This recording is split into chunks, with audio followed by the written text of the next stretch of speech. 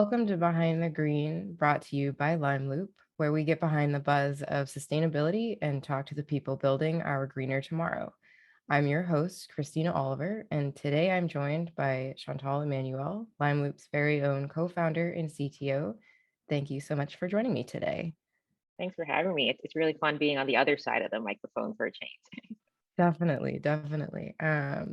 So tell me a bit about yourself. What were you up to before LimeLoop?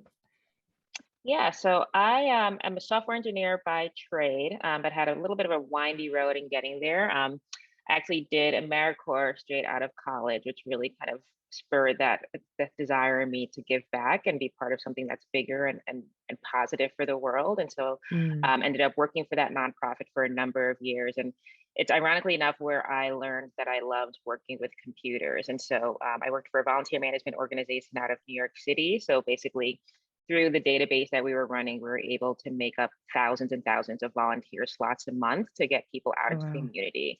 And I just remember thinking, like, here I am sitting behind my desk, able to oversee 1,000 volunteers at any given Hmm. time, only because we were leveraging technology to do that. And so for me, that Right. kind of love of technology has never been about um, the technology itself, but what it enabled individuals to do. So fast forward, made a complete 180 career switch into software engineering, did all the stereotypical, moved out to the Bay, worked for a startup. Actually, that's where I met my now business partner, Ashley. So she was the founder of a startup that I was a senior engineer for in the Bay.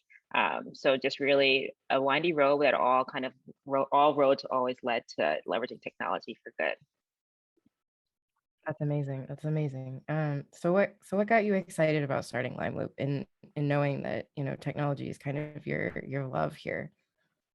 Yeah, so a number of reasons. One, on a slightly selfish note, I'm an avid online shopper. It's probably how I do most of my shopping, especially in these Guilty. COVID days. Yeah.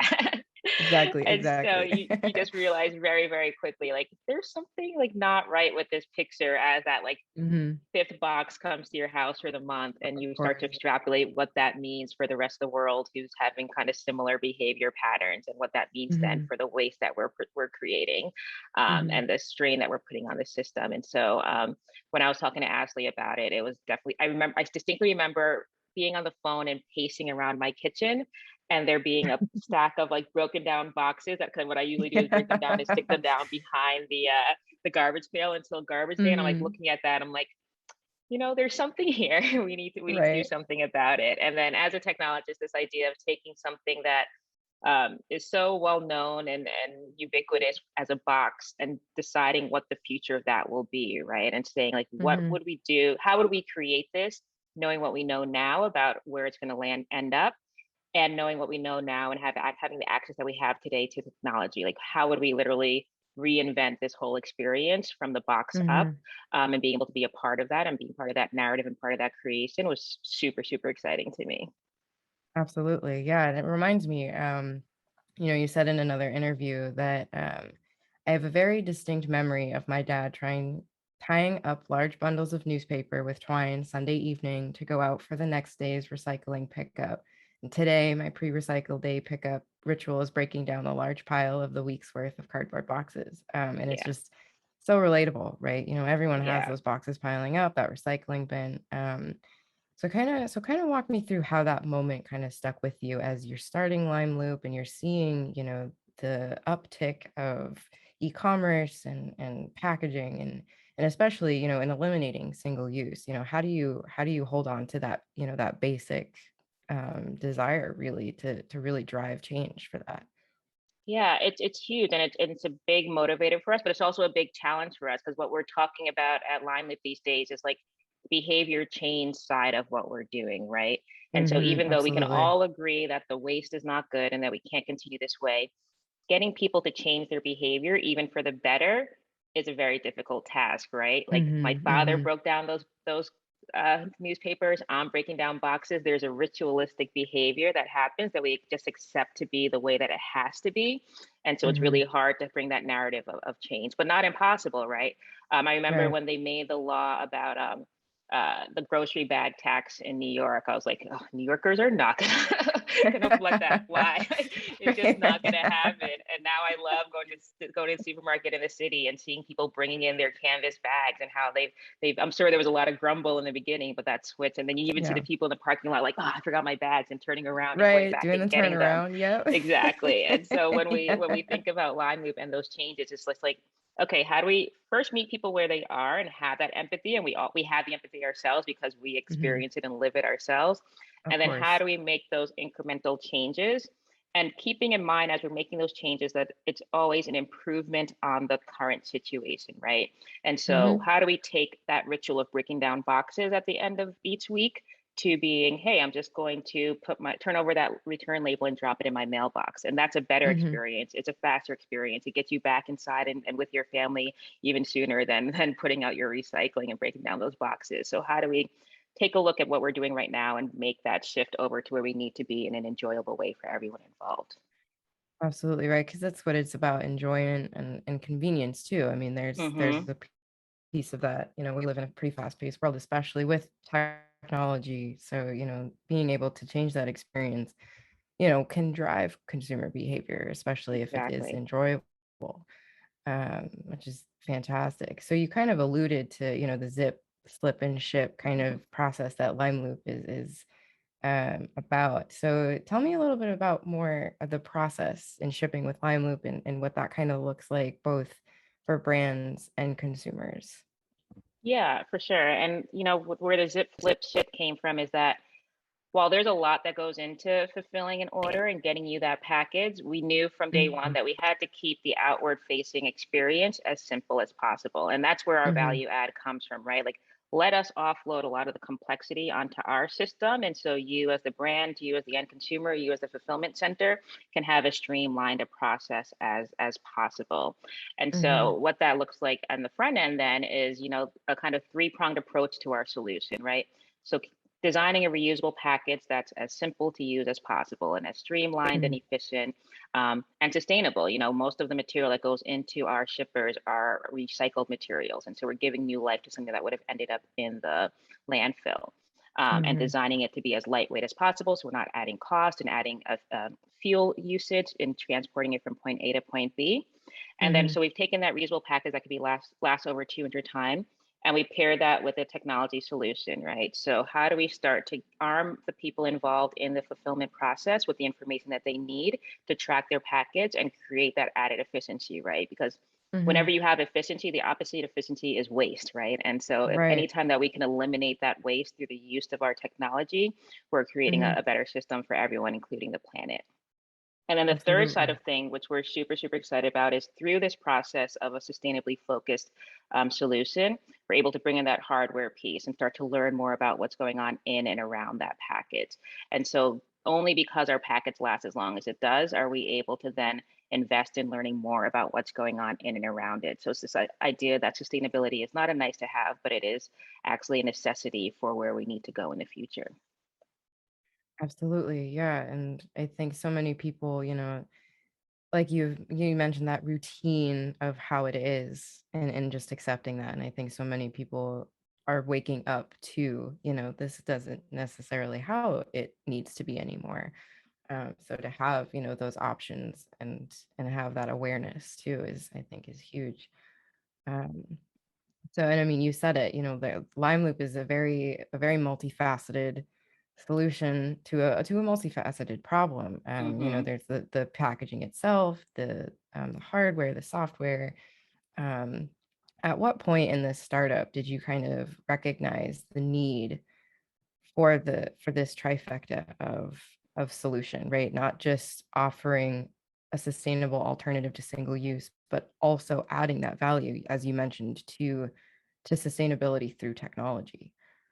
Yeah, so it was actually core to the business from the very beginning. We've Mhm, always known that we're a technology company mhm, that's entering the market through the reusable shipper. In many ways, mhm, the reusable package almost becomes our conduit to be able to create this more streamlined system that we need.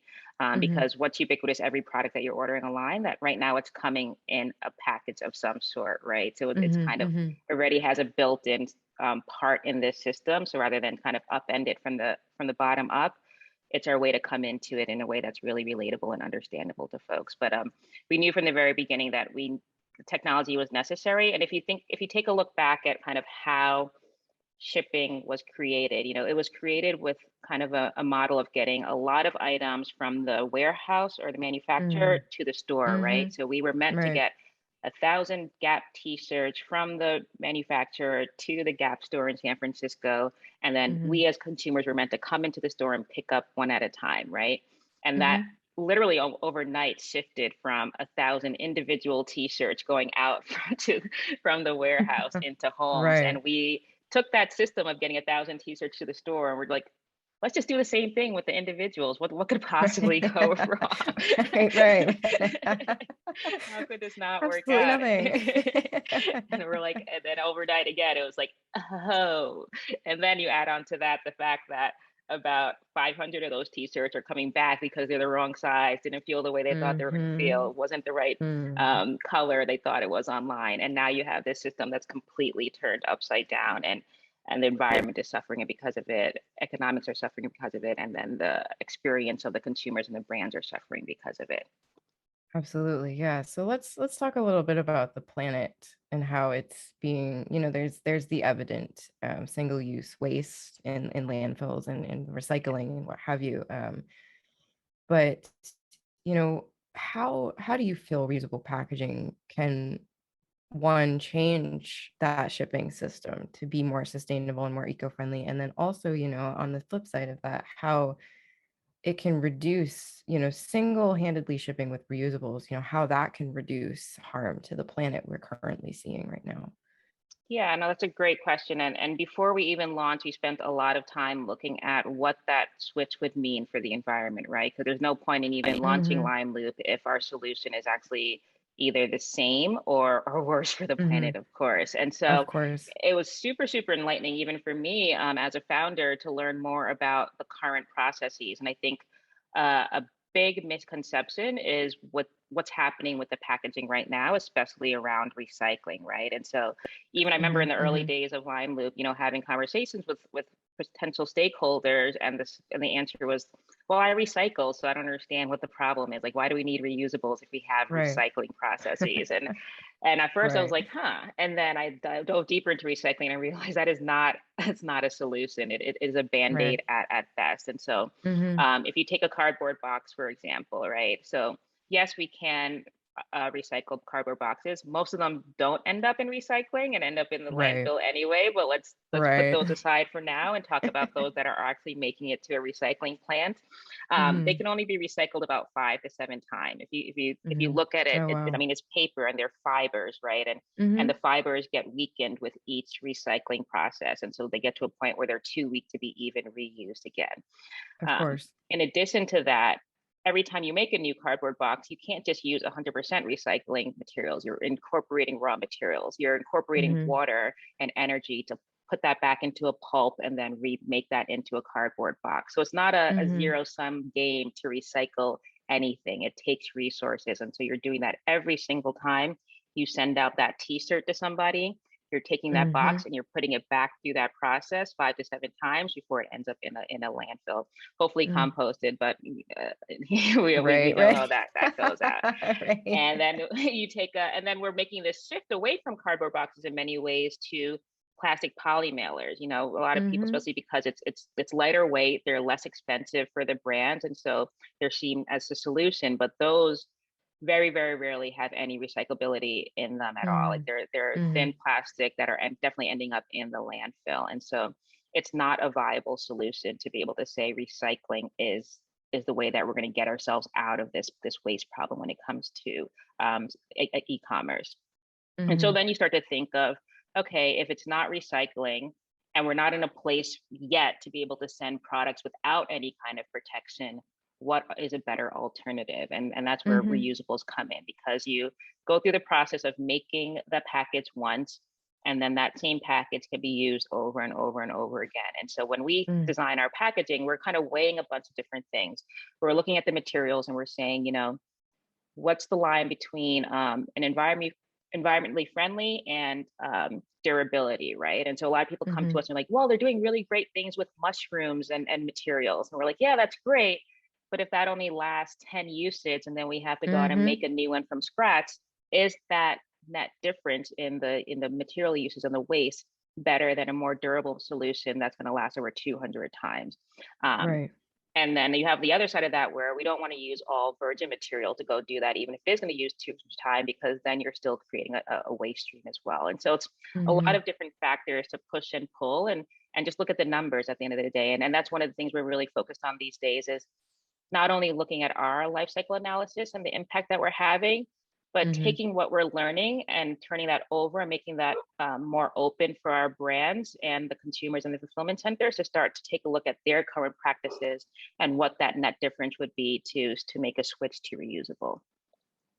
Absolutely. Yeah, and there's a volume issue too, right? Hmm. The more we consume, the more we produce, the less efficient recycling becomes, right? There's only Exactly. so much we can do, and reusables help, mitigate that volume. So yeah, I love that. Switching gears a little bit from LimeLoop specifically to technology and sustainability more broad, right? And so in that same interview that I had mentioned, you said, once we set out to solve the problem, what I began to notice once waking up to my relationship with single-use packaging, I quickly became more aware of other areas in my life where I'm creating unnecessary waste and resource consumption that could be replaced with reusables. It's one of the things that's really difficult to unsee once you're aware of it. And I love that in that, Hmm. you just kind of wake up to this whole idea of different, the whole thing can be different, right? Um, so where, with technology evolving the way that it has and kind of making things arguably easier for us in today's age, right? What are some areas you feel that technology can kind of do the same thing as reusables has, is kind of open up our eyes to the way that things can be differently, if Yeah, and I think it's yeah, important to know, at the end of the day, technology is a tool, right? And just like any tool exactly. has to be Mhm. applied correctly. So I mean, I feel like some people would even have a reaction to technology being a solution because they've seen a lot of the way, especially with social media these days, that can kind of be upended if not, um, having the right intentions behind it. And so just like you wouldn't use a hammer to paint a wall, you have to be able to kind of take a step back and say, Of like, what am I trying to do and how can I Mhm. leverage technology to get there? As opposed to, I think, unfortunately, what happened is like people are like, oh, we have AI, we have blockchain, let's figure out what to do with it. It's like, no, let's start with the problem and the solution at hand, and then we can see Mhm. how we can leverage technology to get us there. And that's definitely the approach that we take at LimeLoop, right?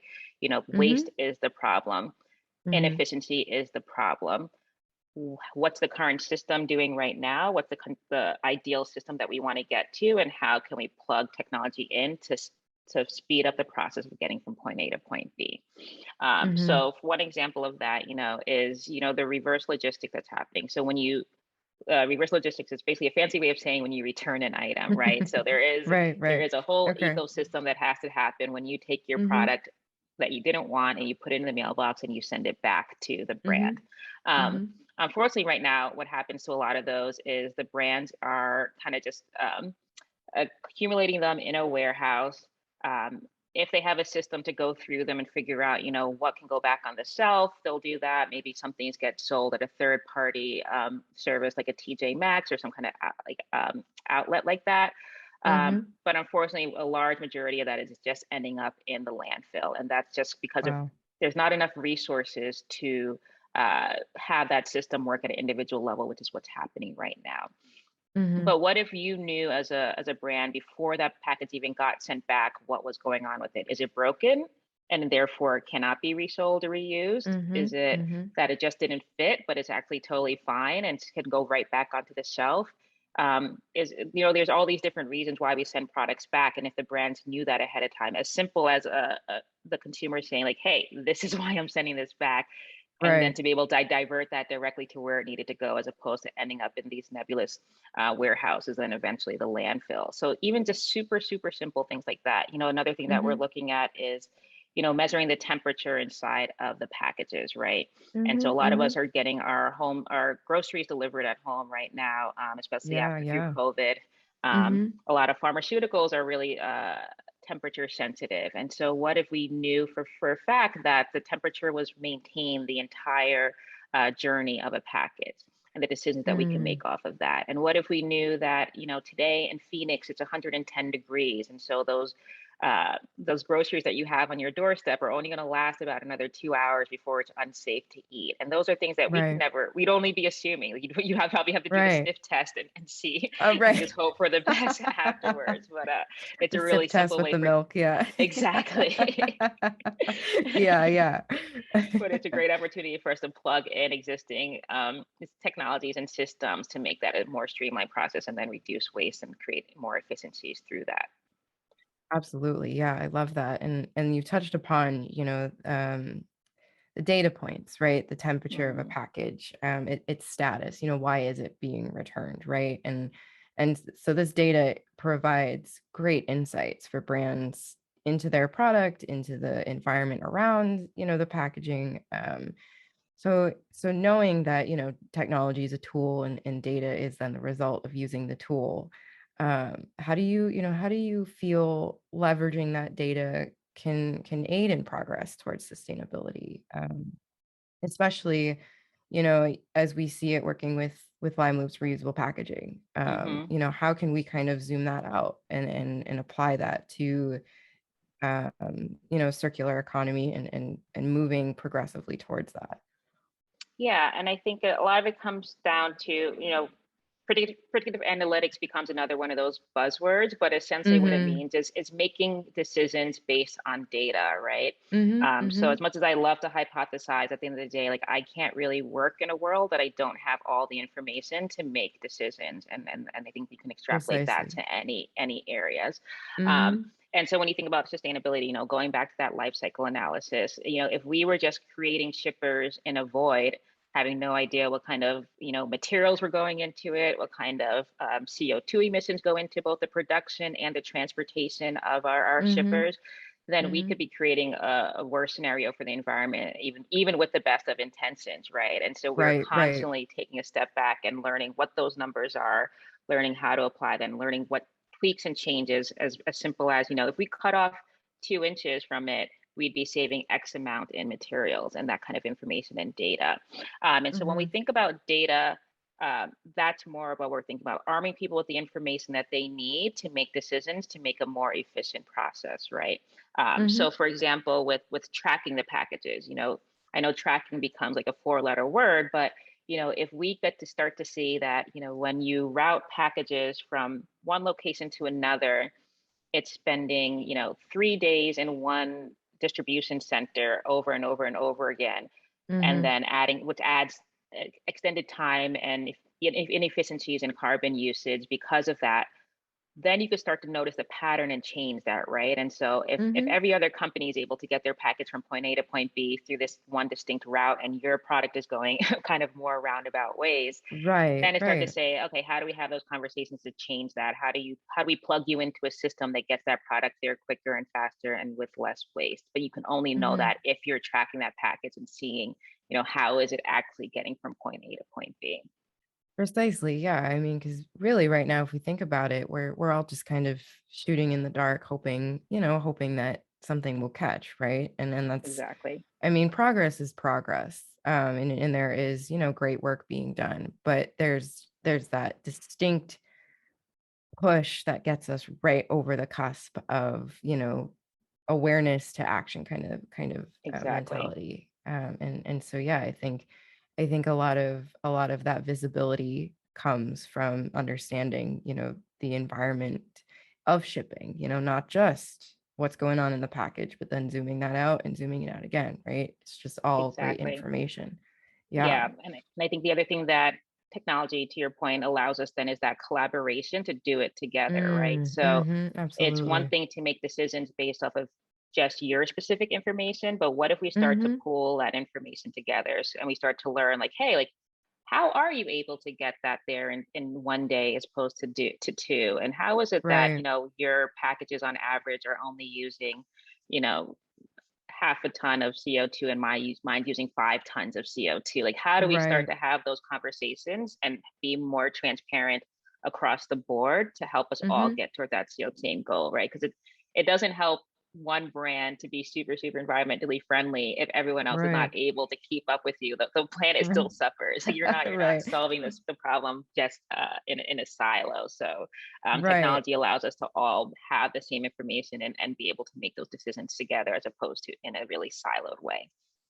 Absolutely, and I think that's key, and again, making that final push is that collectivism of, you can't monopolize climate action, right? Yeah. You can't, it has to be very collective, and I'm curious, your thoughts. There's a lot of talk around data privacy and data gathering, and so I'm curious your thoughts on the potential,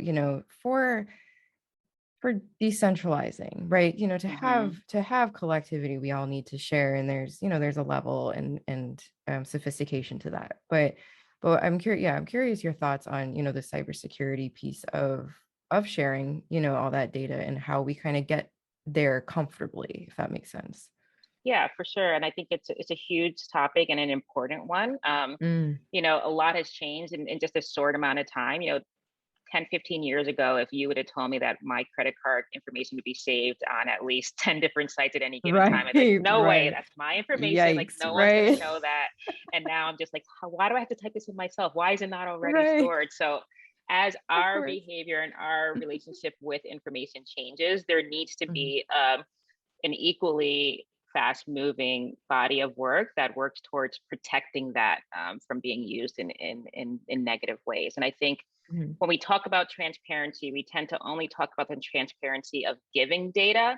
But I think what Mhm. we need to move towards is almost like I'm going to dub it now, like a transparency squared of like, okay, what Mhm. is that data being used for? It's to be Right, I really love that. transparent what you're using my data for at any given time. And I should be able to Mhm. say, know exactly who it's going to, why it's being used, and what's the ultimate purpose. And I think the lack of that secondary transparency is where a lot of these issues are coming up for, right? Mhm. Everyone has a Mhm. story of like, I was talking about toothpaste and then a toothpaste ad came up in my Instagram. Yes.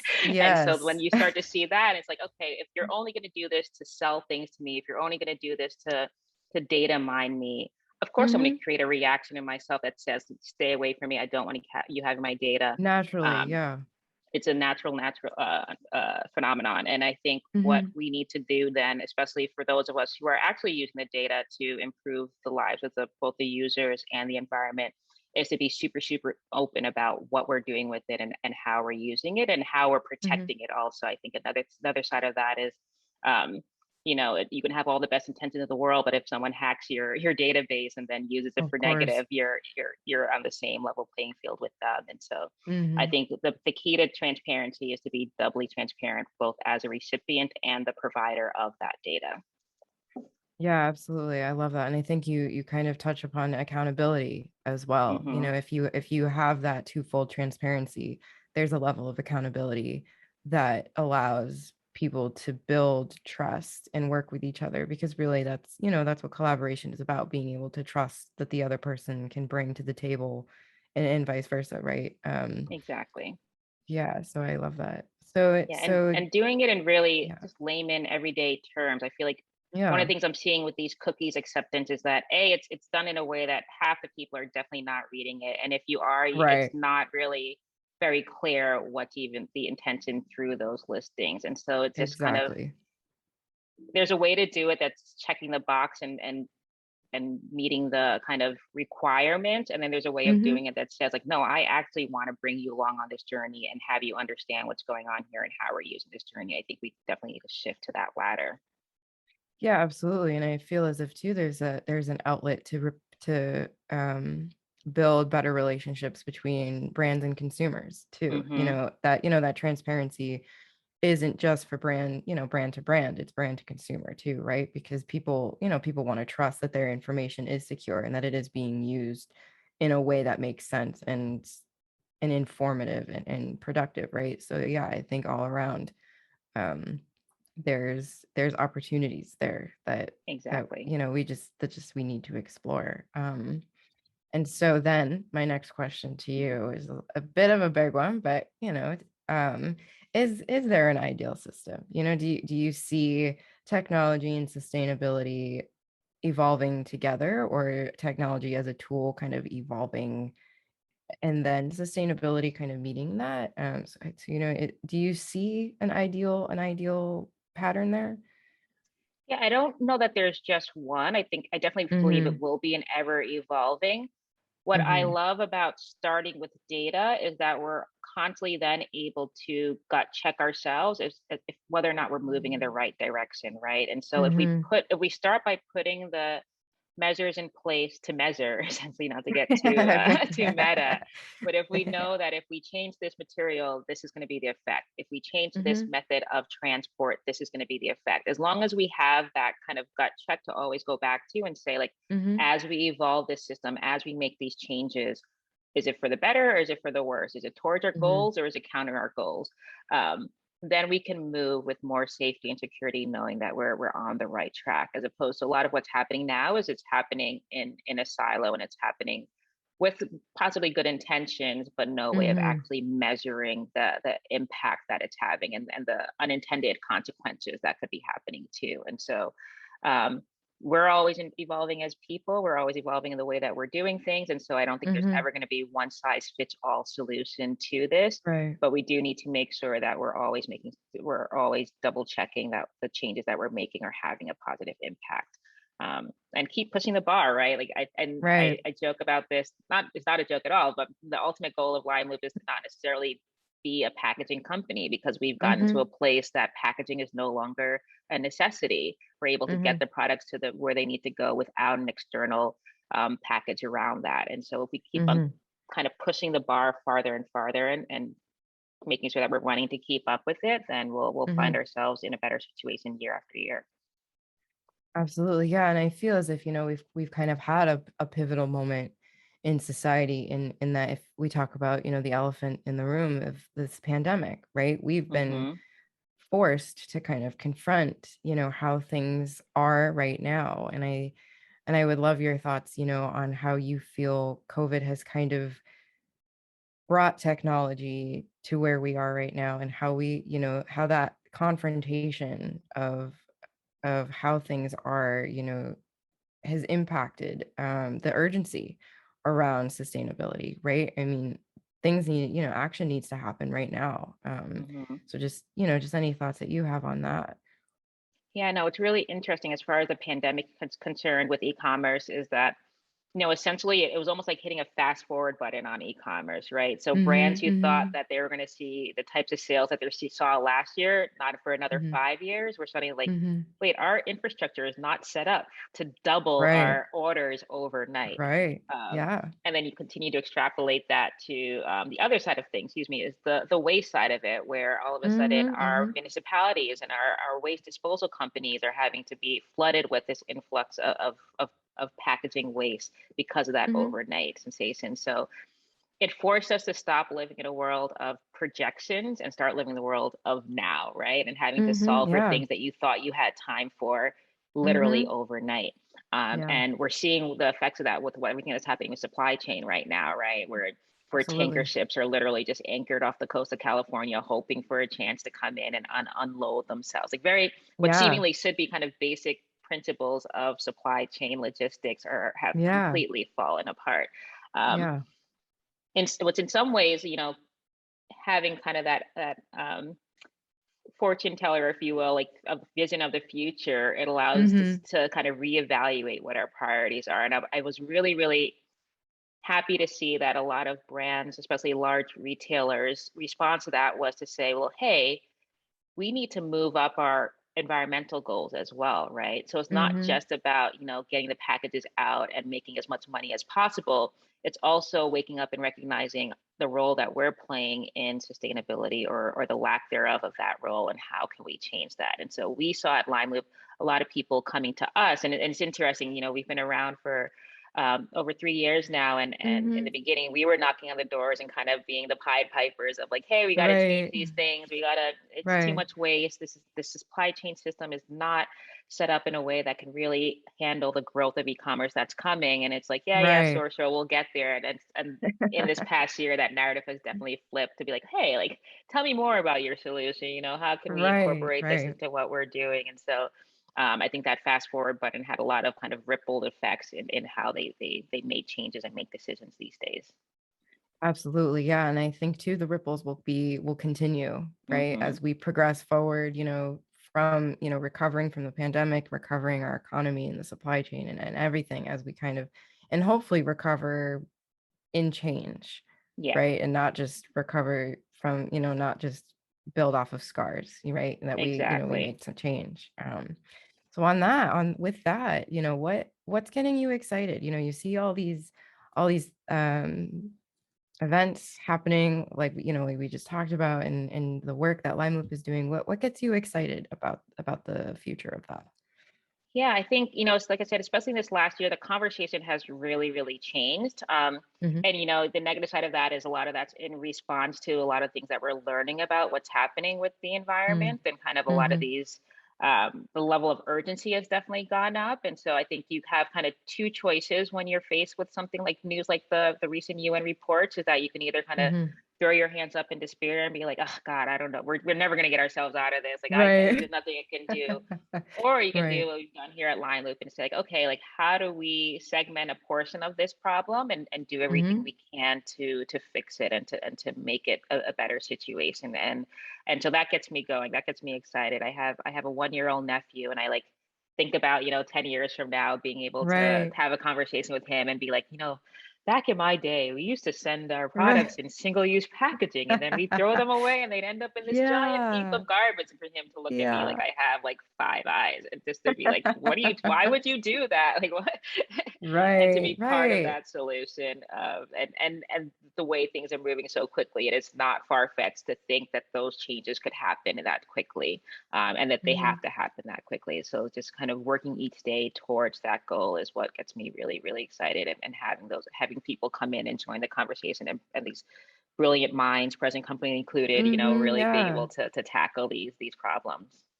Yeah, I love that so much, and it is funny to think about, 5 or 10 years down the road and younger generations looking at us being like, "What were you thinking?" We're Yeah. like, we know, we were Yeah. trying." It was what we thought we had to do, and then we realized there are alternatives, and here we are. And let Exactly, me blow your mind with exactly. VHSs next. Right. Let's really throw it back. Yeah. Oh, man, that's awesome. So on the flip side of that then, what keeps you up at night?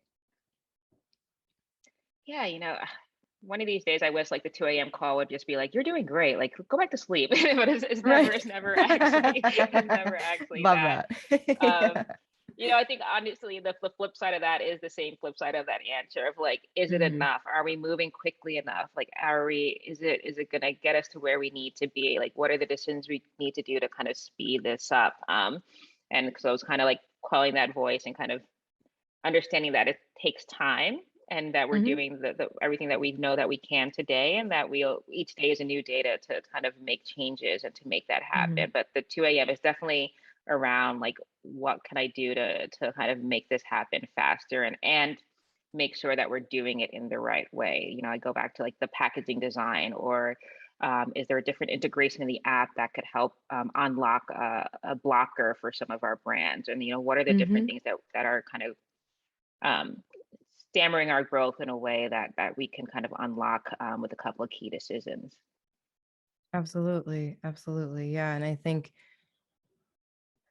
there can be so much anxiety around, we need to move faster, we need to do this, we need to do that. And I think it's a great reminder for people to, to just take a deep breath and just Hmm. evaluate what they're doing today, and each day is a new day. And so what they do today that can make an impact because small action does add up if it is, purposeful and collective, right? So with each new day, what can we do to make our lives at least more sustainable and potentially, green and Exactly. eco-friendly that then can reverberate out, right? We can Exactly. impact our actions can impact, other people's actions if they see, people doing it a different way. And so I think LimeLoop, is great in that it sets itself apart in showing, how this can be done, right? Hmm. How we can do this, how the system can work. And it just takes the right flow of it all, right? So I love that. I love that a lot. So out of curiosity, what thinking about, back when you started, what is one piece of advice starting, as an entrepreneur, starting not only sustainably, but starting in tech as well? What's one piece of advice you would have either given yourself or give, a new entrepreneur looking to get into the field? Um, and I'm still struggling with it to this day. So I feel like it's almost hypocritical to cite this, but it is about, and it's totally tied into that same 2 a.m. call of like finding the sustainability within how I work, Hmm. recognizing that this is a marathon, not a sprint, right? So I think, Right. especially when you work in social impact, you get that anxiety of like, I need to make this happen. This has, because it is literally going to save lives potentially. And so Of it's really course. hard. It's hard to justify like, I'm gonna go for a run. It's like you can't go for a run. You have to sit down at the computer and get it done. Or Right. like I'm gonna take a vacation. Like no, Right. no, no, no, no. If you're Yeah. not doing this, it's not happening. And so Yeah. that's a lot of an entrepreneur kind of mindset in general. And I think Hmm. as I get further along in this journey with LimeLoop, I start to recognize, how much better I'm able to show up for the work, for my Hmm. colleagues, for myself when I do find that balance, and how like inspiration can come from anything, like from being out in the garden or going for that walk, and how I'm able to then come back and sit down at the computer and work in such a better way and such a better mindset and much more sustainable way for myself. So Hmm. that would be the advice to like try to start working that in earlier on, and not Yeah. really, the all-nighters are never really a good idea in the long run, and it's Right. not really a sustainable way of building a company. Right, right. Keeping in check, the personal sustainability, not just the Exactly. external. Right, right. Of Exactly. course. Of course. Yeah, we can always show up better for things when we've taken care of ourselves first. I Exactly. believe that 100%. So we have about 5 minutes left. What are some ways that people can get involved with LimeLoop and support them in getting to where we need to be? And any additional, anything else that you'd like to just leave us with? Yeah, like I said, collaboration is definitely a key to the way that Hmm. Line Loop works. And so we're always looking for folks to get involved. A couple of different ways. You can check out our website at thelimeloop.com and learn more about what we're offering. Hmm. And sign up for our newsletter. We have a lot of really great content coming out on a regular basis. Love Everything, it. not just about Line Loop specifically, but about what's going Hmm. on in the industry, talking to a lot of great brands who are doing and pioneering really great ways. And so that's a really great way to Hmm. plug into us.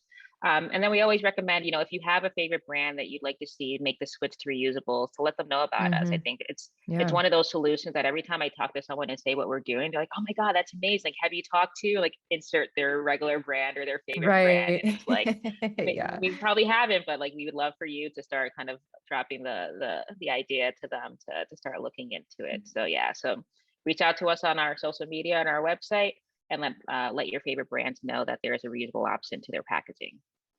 Awesome. Yeah. Become the ambassador of sustainability, right? Exactly. Exactly. Awesome. Awesome. Well, thank you so much, Chantal, for taking the time to chat with me today. Great stuff. And again, if anyone wants to check out LimeLoop, thelimeloop.com and on all over on social media. So again, thank you, Chantal. My pleasure. Thank you so much for having me.